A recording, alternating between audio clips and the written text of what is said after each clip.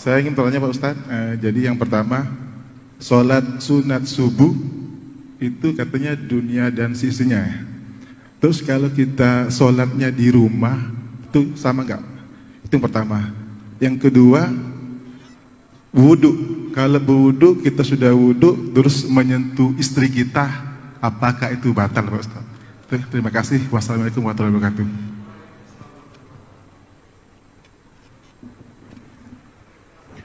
Rakaat al-fajri khairum minad dunya wa ma fiha. 2 rakaat qabliyah subuh lebih baik daripada dunia seisinya. Disebut dia dengan rakaat al-fajri, disebut dia dengan rakaat qabliyah subuh. Bagi yang pakai usolli sunnat subuhi rakaataini qabliyatan. Waktunya dari azan sampai ke iqamat.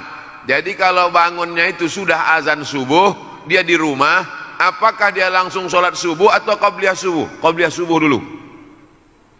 Andai terbangunnya itu sudah terlambat, apakah hilang waktu qabliyah? Tidak. Andai dia di masjid, masuk ke dalam masjid, tiba-tiba iqamat. Qad qamatis salatu, qad qamatis salah. Allahu akbar, Allahu akbar, la ilaha illallah. Dia langsung salat subuh. Setelah salat subuh, dia qabliyah subuh. Qadha diganti qabliyah subuh. Satu-satunya salat qabliyah yang diganti Nabi adalah qabliyah subuh. Saking pentingnya qabliyah subuh. Rakaat pertama ayatnya qul ya ayyuhal kafirun. Rakaat kedua ayatnya qul huwallahu ahad. Imam Muslim dalam kitab Sahih Muslim membuat satu bab khusus. Waktunya dari azan sampai iqamat. Jumlahnya 2 rakaat. Ayatnya kuliah dengan kulhu. Keutamaannya lebih baik daripada dunia dan seisinya. Kalau qabliyahnya saja lebih baik daripada dunia dan seisinya, apalagi sholat subuhnya.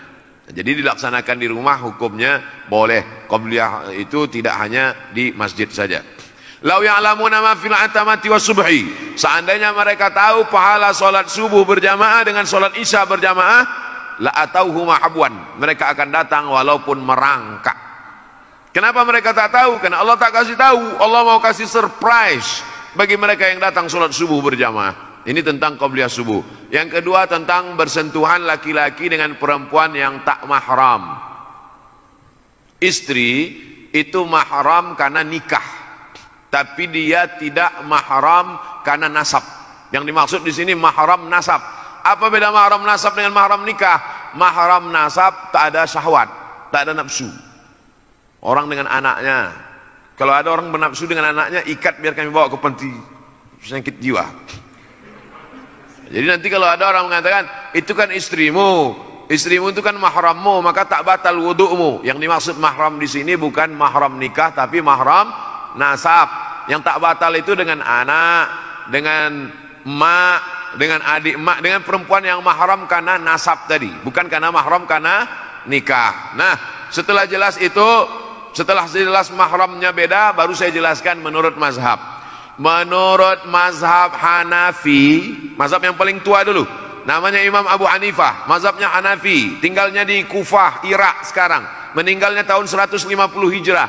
Menurut mazhab Hanafi, bersentuhan laki-laki dengan perempuan tidak batal wudu, karena makna ayat aula mastumun nisa. Kalau kamu menyentuh perempuan, makna menyentuh di situ, maaf, makna menyentuh di situ jima, bukan sentuh kulit. Tapi karena bahasa Quran itu tidak vulgar, bahasa Quran itu tidak porno, maka dia tidak katakan jima, dia katakan menyentuh. Tapi makna menyentuh di situ jima. Jima baru batal wudu. Kalau sekedar menyentuh tak batal menurut Hanafi. Itu makanya orang India, Pakistan, Bangladesh banyak dia menyentuh-nyentuh di Masjidil Haram waktu dia tak batal karena mazhab Hanafi. Mazhab Hanafi itu yang paling banyak di dunia ini. Turki, India, Pakistan, Bangladesh, Kufah, Irak. Mazhab yang kedua Maliki, nama imamnya Malik bin Anas, tinggalnya di Madinah, makamnya di Baqi samping Masjid Nabawi. Meninggal tahun 179 Hijrah. Menurut mazhab Maliki, bersentuhan laki-laki perempuan yang tak mahram batal kalau ada syahwat. Kalau tak ada syahwat tak batal. Bersahwat baru batal, tak bersahwat tak batal. Yang ketiga mazhab Syafi'i, nama imamnya Muhammad bin Idris, makamnya di Mesir, di Kairo, meninggal tahun 204 Hijrah. Menurut mazhab Syafi'i, asal bersentuh laki-laki perempuan mau bernafsu tak bernafsu batal. Bernafsu tak bernafsu batal wudu. Abdul Somad pilih pendapat mazhab Syafi'i. Kenapa pendapat itu yang Ustaz pilih? Karena saya dari kecil belajar mazhab Syafi'i, di sekolah belajar mazhab Syafi'i, di Mesir belajar mazhab Syafi'i, dan menurut saya pakai mazhab ini lebih selamat. Lebih selamat apanya Pak Ustaz? Misal saya berwudu dari rumah, pergi undangan ke hotel, sampai di hotel mengucapkan selamat ke mempelai, selamat ya, selamat. Saya udah jaga, tapi yang perempuan itu disentuhnya ujung jari saya. Lalu kemudian saya sholat, Allahu Akbar. Datang setan berbisik, Abdul Somad, wudu kau batal. Kata saya, tidak, aku tak bernafsu. Kata setan, ada sikit gitu. Kan berkata-kata dalam pikiran. Tapi kalau saya pergi ke toilet, saya berwudu lagi, saya ulang wudu, saya sholat, maka hilang itu semua, hilang kata-kata. Itu makanya mazhab Syafi'i itu dikatakan asyaddu ihtiyatan, tingkat kehati-hatiannya lebih tinggi. Mazhab Syafi'i itu tingkat kehati-hatiannya lebih tinggi, diantaranya dalam masalah wudu ini. Yang kedua, masalah imsak waktu subuh. Mazhab Maliki tak ada imsak. Saya tinggal di Maroko, mazhab Maliki. Maliki itu yang paling banyak, mazhab Maliki Tunisia, Aljazair, Maroko, Mauritania, Andalusia, Irak, sebagian Mesir. Banyak mazhab Maliki. Dalam mazhab Maliki tidak ada imsak. Jadi kulu, makanlah, washrabu, minumlah sampai azan. Allahu Akbar, Allahu Akbar.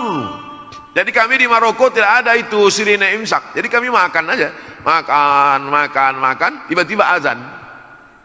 Mulut berisi. Mazhab Syafi'i tidak begitu. 50 ayat sebelum azan ada imsak.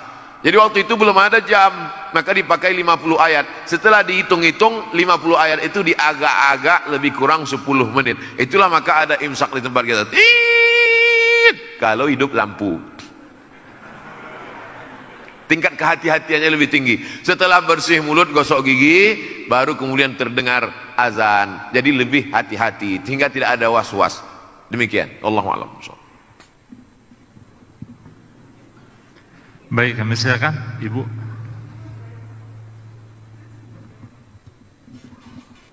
Assalamualaikum warahmatullahi wabarakatuh. Mau bertanya Ustadz Abdul Somad, begini Ustadz, kita kan sebagian besar dari pegawai PLN ini sudah dipotong zakat penghasilannya ya Ustadz ya. Nah mungkin sebagian besar dari kita misalnya bisa menyimpan dari tabungan yang dari penghasilan yang kita sisihkan itu berupa tabungan, apakah itu berupa tabungan di bank ataupun emas. Nah apakah itu ketika sudah mencapai nisabnya lagi 85 gram, apakah itu kita juga wajib kembali untuk mengeluarkan zakatnya atau seperti apa Ustadz? Terima kasih. Assalamualaikum warahmatullahi wabarakatuh. Waalaikumsalam warahmatullahi wabarakatuh. Sekarang kita cerita teknis, berarti tak masuk yang tadi itu. Kita hitung mudah dari Januari lah ya. Januari, kita hitung mudah dari Rabiul Awal, bulan Maulid. Rabiul Awal 1442, yaitu bertepatan nanti dengan November, sudah keluarkan zakatnya. Kebetulan ibu dapat 10 juta. Amin. Banyak yang tak setuju. 10 juta 250 ribu, 10 juta 250 ribu, 10 juta 250 ribu, 10 juta 250 ribu. Dari November, dari Rabiul Awal November. Maka Rabiul Awal garis miring November 2021, yang 120 juta kotor tadi tidak dikeluarkan lagi zakatnya karena sudah dikeluarkan duluan. Sudah dipakai untuk biaya anak sekolah, untuk itu, untuk ini. Yang kalau kotornya itu 120 juta karena satu bulan 10 juta, maka tinggal berapa di situ tidak ada lagi zakatnya karena sudah dikeluarkan duluan. Oleh sebab itu catatannya mesti dua. Tapi kemudian ibu, bapak, tuan-tuan, ada tabungan. maka yang pendapatan setahun tadi menggabung ke tabungan. Berapalah sisanya dari bayar itu, bayar ini, makan itu, makan ini, habis tersisa misalnya 30 juta. Ternyata di dalam tabungan itu ada 70, tambah 70 tambah 30, maka menjadi 100. Yang tabungan itulah yang dihitung dalam simpan per tahun. Kapan mulai menghitung startnya itu? Setelah dia mencapai nisab 85 gram kali sejuta, 85 juta. Jadi misalnya ada uang tersimpan yang bukan termasuk yang setahun yang sudah dikeluarkan tadi. Ada uang tersimpan di situ sekitar 70 atau sekitar berapa, belum ada zakatnya karena baru 70. 80 belum juga ada zakatnya. Begitu mencapai ambang batas 85, 85, catat kapan dia mencapai 85. Mencapai 85 kebetulan pas 1 Idul Fitri. 1 Idul Fitri 85. Simpan setahun barulah keluar zakatnya. Ini tentang masalah tabungan. Selesai masalah tabungan. Kalau begitu ada dua catatan. Ada gaji yang dikeluarkan duluan, ada tabungan uang simpanan yang memang tidak diganggu-ganggu. Pertanyaan yang kedua tentang emas. Bapak ibu yang menyimpan emas dalam bentuk batangan, emas antam atau mini gold, atau dalam bentuk dinar yang bukan perhiasan, maka dikeluarkan zakatnya 2,5% setelah disimpan selama setahun. Dapat uang, beli antam 5 gram, dapat duit, beli antam 10 gram, dapat duit, beli mini gold, dapat duit, beli, tapi bukan perhiasan. Ketika dia mencapai 85 gram, catat, sudah mencapai 85 gram tanggal sekian. Tanggal ini penting. Setelah setahun disimpan, keluarkan zakatnya 2,5%. Tahun berikutnya 2,5%. Tahun berikutnya 2,5%. Kalau menjadi 100 gram, keluarkan 2,5% dari 100 gram. Menjadi 300 gram, keluarkan 2,5% dari 300 gram. Ini emas batangan yang bukan emas perhiasan. Sekarang pembahasan emas perhiasan. Gelang, anting, subang, perhiasan. Emas perhiasan dua pendapat ulama. Pendapat pertama, emas perhiasan dikeluarkan zakatnya sekali seumur hidup. Pendapat Imam Ahmad bin Hanbal, mazhab Hambali. Maka balik dari sini, ambil gelang, subang, rantai, anting, gelang kaki, gelang leher, semua, gelang tangan, hitung sekali seumur hidup 2,5%. Ini zakat ini pendapat pertama. Pendapat yang kedua mengatakan perhiasan emas tidak ada zakatnya sampai nisabnya 200 keping. Kalau zakat normal tadi 20 keping. Kalau zakat perhiasan 200 keping. 200 keping itu 850 gram. 850 gram itu sekilo kurang seon setengah. Jadi kalau ada anting-anting ibu beratnya sekilo kurang seon setengah, asal dipakai undangan merah muka menahankan sakitnya, itu baru dikenakan zakat. Saya ulang sekali lagi, zakat perhiasan emas dua cara, dua pendapat. Pendapat pertama dikeluarkan sekali seumur hidup. Pendapat yang kedua tidak ada zakatnya sampai 850 gram sekilo kurang seon setengah. Saya pakai pendapat yang pertama. Saya condong pada pendapat yang pertama, keluarkan zakatnya sekali seumur hidup. Tapi kalau banyak, keluarkan tiap tahun.